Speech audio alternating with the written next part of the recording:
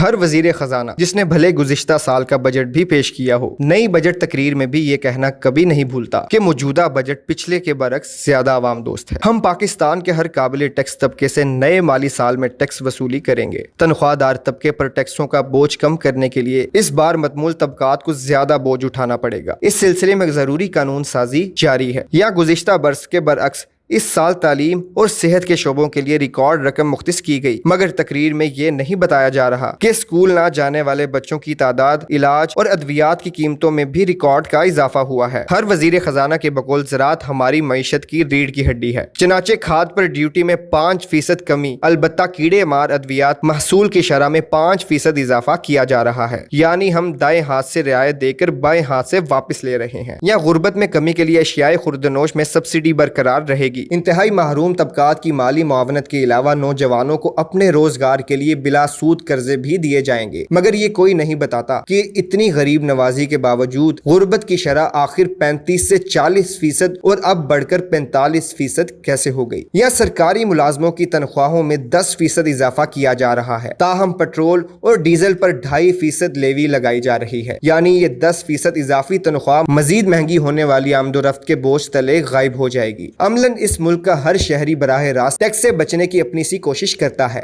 مگر ماچس، کپڑے، چینی، چائے، روٹی، بچوں کے دودھ، بجلی اور پٹرول سمیت زندگی کی لگ بھگ ہر بنیادی شے پر پوری آبادی خوشی خوشی بلا واسطہ ٹیکس دے رہی ہے۔ پہلے سینٹرل بورڈ آف ریونیو تھا، پھر اس کا نام غالباً اس لیے فیڈرل بورڈ آف ریونیو رکھ دیا کہ شاید نام بدلنے سے ہی کچھ بہتری آ جائے، مگر ٹیکس نیٹ میں تب بھی 10% مچھلیاں تھیں، آج بھی 10-11% تڑپ رہی ہیں۔ کہا جاتا ہے کہ سب سے زیادہ ٹیکس ملازمین دیتے ہیں، کیونکہ ان کا ٹیکس براہ راست تنخواہ میں سے کٹ جاتا ہے۔ نتیجہ یہ ہے کہ انتظامی اخراجات میں ہر سال کفایت شعاری کے وعدے اور ملکی دفاع کو ناقابل تسخیر بنانے کے عزم کے لیے اب تک جو اندرونی و بیرونی قرضے لیے جا چکے ہیں، ان کے سود کی قسط چکانے کے لیے مزید قرضے لیے جاتے ہیں۔